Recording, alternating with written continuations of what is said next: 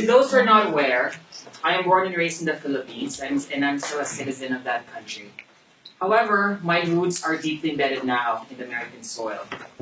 Now, despite that distance from the Philippines and my new belongingness in this country, it still pains me very much to know that my president, President Duterte, is viewed as a mass murderer and a serial killer. For the reason that I think it's something that is false, something that is not substantiated well. Now, I'm not here to change your views or to influence your judgment based on the negative press he has received.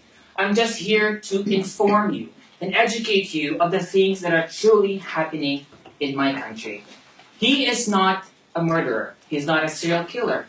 In fact, he has evolved into something more than just a president. Now, to give you a little bit of background, in the Philippines, it's no longer news to hear that a 2-year-old girl was raped, killed by a group of men and threw in the river, or a motorcycle riding tandem shot a person for not giving his or her money. And you ask the question, why? Why do these things happen? It is because these crimes have been inflicted by drug addiction. And that we see the people are no longer shocked to their core that because it's a regular occurrence. And people are no longer safe in their country.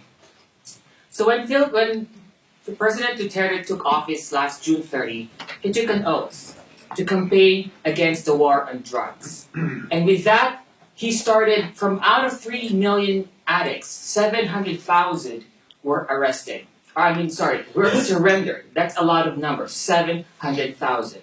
17,500 were arrested. And allegedly 3,800 were killed. And out of that number, 1,140 were killed by the police. And the other number was as presumed to be unexplained killings, probably by the drug syndicates trying to silence their partners.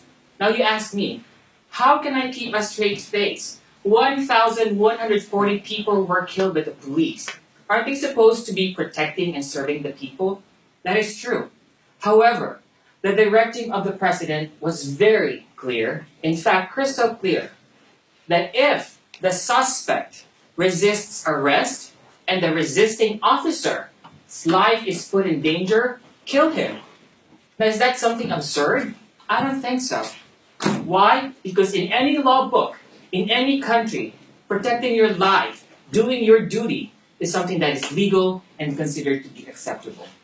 Apart from that, the president did not only promise ridding crime, ridding drugs, but he also wants to improve social services for the people. And you haven't heard of that. And one of the many things he has done was the 911 hotline was set up in the Philippines. That is third in the world, first in Asia. And that is a major, major accomplishment for the people. He has given free irrigation system for the farmers. He has given free boats for the fishermen. He also approved the Freedom of Information Act to promote transparency in the executive branch. So that is the reason why many people love the president up to now, despite these extrajudicial killings. And that, by the way, just happened in first 100 days in office. And I'm 100% sure that you guys are not aware of that, because the media simply focuses on his foul language, focuses on the extrajudicial killings. Well, apparently, he cursed the Pope. He cursed President Obama, United Nations, European Union. He even likened himself to Hitler. How absurd is that? But I still love him as to the reason why, because he speaks a dialect with a different syntax that not all understands. He's often misunderstood. But the question is, why do these things come up? Because I believe that economics right now dictate media ethics. And that's why this is the discussion that we are experiencing right now. So with that, I have my eyes on the media. What is the media actually doing? They have painted a picture that he's killing his own people, he's committing genocide. A writer from Chicago Tribune insinuated that. And he was saying, so the question now is, why do you have this story? Why do you have a twist in this kind of stories? Why are they aggravating the readers? Because I believe that the more compelling, more controversial, appalling, and the loudest headline will get the cake.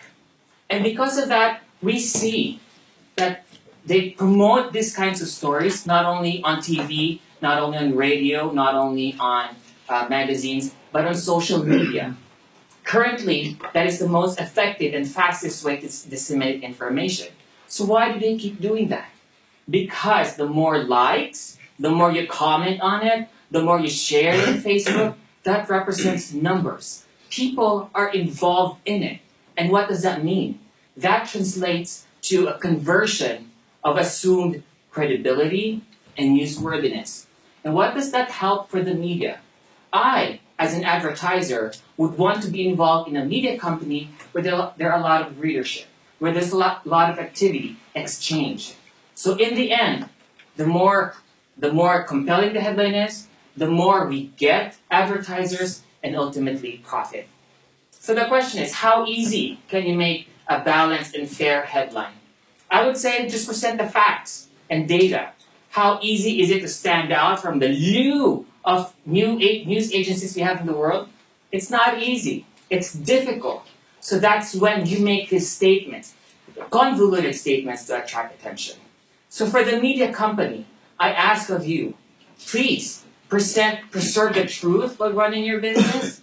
present ideas that are correct and fair and balanced. Why? Because you shape opinions. You influence decision making. You can pull down an entity, you can pull down a person by painting a wrong picture and something that is asymmetrical. And then, as you see, it's not only just the media. So us in this room, what is the challenge? How do we impart, or how do I impart this message? Do not rely on anything that you read as something that is true. Take the time to confirm, research, and find out other information. Do not hold these companies infallible, because they are not. So in these times, again, I tell you, the social media, there is always more than meets the eye.